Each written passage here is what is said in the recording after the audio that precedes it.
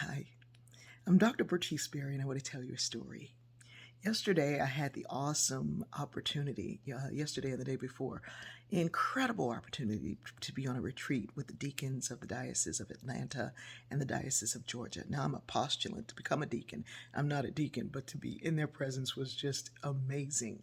We heard from both bishops, and that was incredible.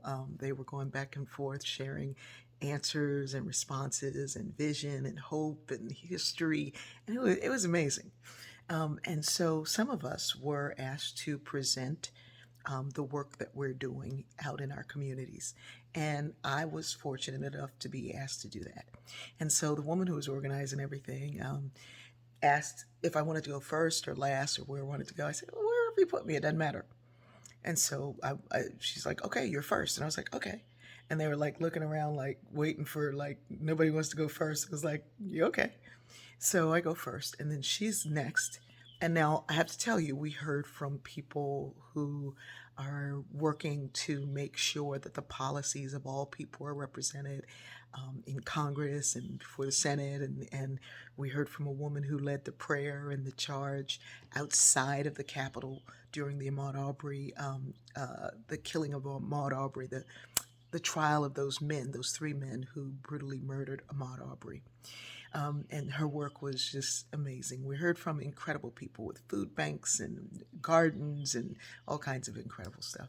So I go first, and of course, the next person gets up. Not necessarily, of course, but the thing is, like, who wants to follow you? I'm like, you don't have to follow me. You're just joining me. Years ago, when I was doing stand-up comedy, um, I used comedy as a means to teach people about race and sexism and racism and homophobia and all these things.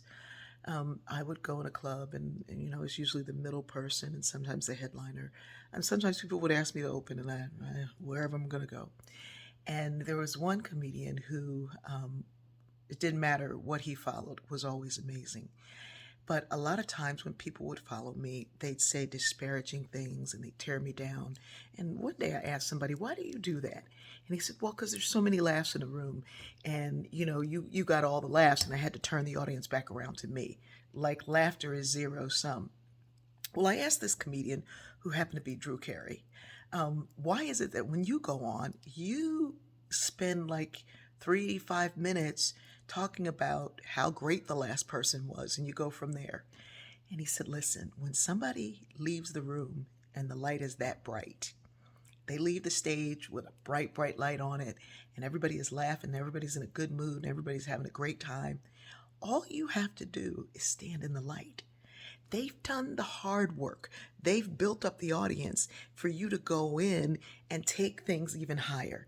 Now, if you don't have any material, and if your material's all about put down, then you're going to have a harder time. So, this whole thing about who goes first and who goes last, for me, has always been non conversation. It's bring the light, and all of us get to stand in it. Curiosity didn't kill the cat, comparison did. And we all have a uniqueness, a voice, a power, an authenticity. If we are to allow it to grow and to show, we can use it. Copying somebody else's smart work doesn't make you smart, it makes you a copycat. I love you.